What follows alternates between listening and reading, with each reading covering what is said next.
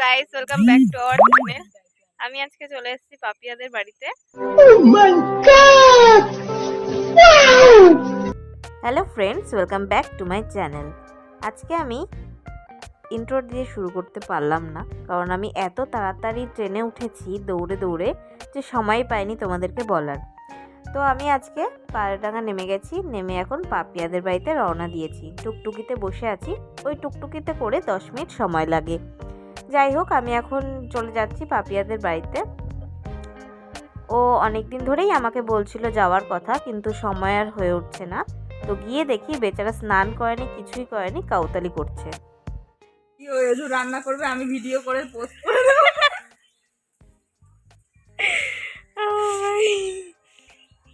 যা যা যা, তাতেই স্নান করতে যা।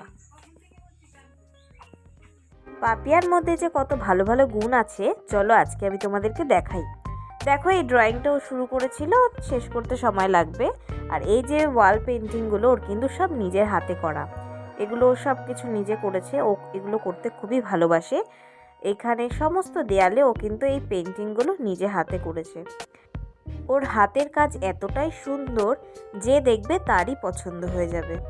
এগুলো ছাড়াও ও কিন্তু ভালো ব্যাগ তৈরি করতে পারে। দেখো, এই বিটসের ব্যাগগুলো কিন্তু ওর নিজে হাতে তৈরি করা।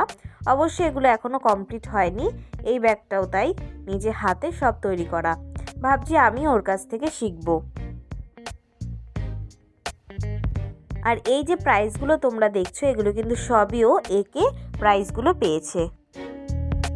এইসব করতে করতে ওর স্নান হয়ে গেছে। তারপরে আমি, ও আর কাকিমা তিনজনে মিলেই খেতে বসে পড়েছি। কাকিমা নিরামিষই কত সুন্দর রান্না করেছিল, দারুণ হয়েছিল। আর এখন বাগানে ঘুরতে বেরিয়ে গেছি। আর ওই যে পাপিয়া, দেখো তোমরা কত সুন্দর ফুলের বাগান, পুরো অরেঞ্জ কালার হয়ে গেছে এই গাঁদা গাছের বাগানটা। তারপরে এখানে সব পরপর লেবু গাছ, প্রচুর লেবু গাছ এবং লেবু। আমি তো অনেক কটা লেবুই বাড়িতে নিয়ে এসেছি ছিঁড়ে। তারপর এদিকটা রয়েছে সর্ষে ক্ষেত।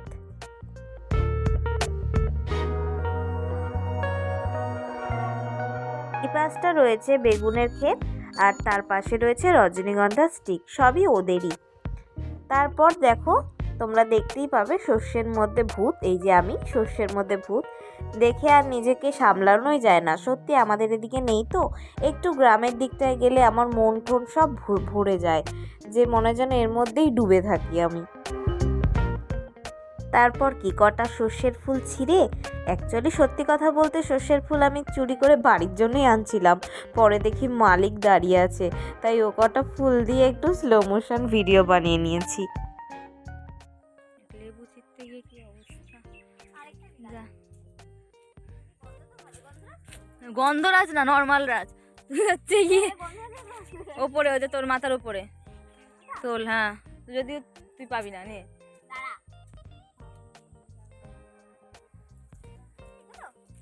হ্যাঁ হ্যাঁ তোল না। আরে কাটা মাটা লাগবে কি রে?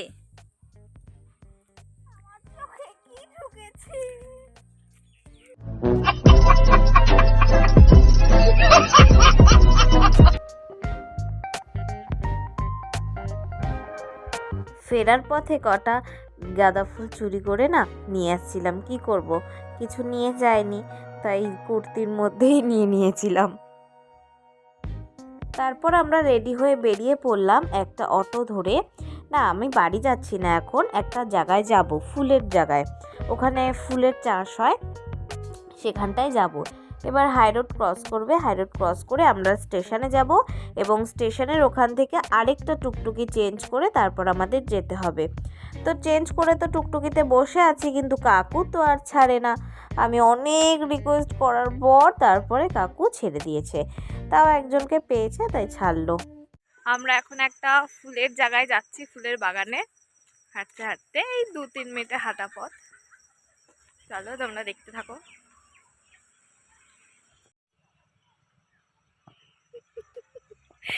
এই মশার জন্য আমরা এই ক্ষেতের মধ্যে দাঁড়িয়ে আছি এখন। গরু না, এটা ষাঁড় মারি কিছু একটা হবে, এদের পেছনে বিচি আছে।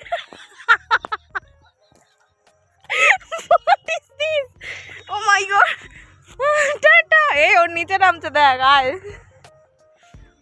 কোন আমরা নিচের মধ্যে দাঁড়িয়েছিলাম। চলো আবার হাঁটতে থাকি, আবার যদি কিছু আসে নেমে যাব। আমাদের কপালটা খুবই খারাপ, এসে দেখি ফুলের চাষ যেখানে হয় সেটা বন্ধ। অ্যাকচুয়ালি এখন তো শীতকাল পড়ে গেছে, তাই এখন যেদিন যেদিন ফুল কাটা হয় সেদিনকেই এটা খোলে। এবার সেটা তো আমরা জানতাম না, তো মালিক মনে হয় বাইক রেখে কোথায় চলে গেছে, তো তাতে কি হয়েছে, উনি চলে গেছে। আমরা একটা ফটো তুলে তারপরে আমরা একটা রিলস বানালাম, রিলস বানিয়ে একটু স্লো মোশন ভিডিও বানালাম, তারপরে চলে এসেছি আবার বাড়িতে। দেখো আমি কি সুন্দর আস্তে আস্তে হাঁটছি, পারবে তোমরা এরকম করে হাঁটতে? টুইং টুইং করতে করতে আবার পিছন দিকেও তাকাই, বুঝলা? হেঁটে হেঁটে আসার সময় আমি একটা মজার জিনিস দেখলাম। দেখো একদিকে মুসলমানদের মসজিদ আর ঠিক তার উল্টো দিকে হিন্দুদের মন্দির। এর জন্যই বলে ভারতবর্ষে হিন্দু মুসলিম ভাই ভাই, মানে এক বৃন্তে দুটি কুসুম, পুরো পাশাপাশি। আমরা ফুলের বাগানে গেছি, ফুল টুল কিচ্ছু পাইনি, তাই আমরা আবার আড্ডা মারতে মারতে স্টেশন চলে এসেছি। বাড়ি চলে যাই, কি করব।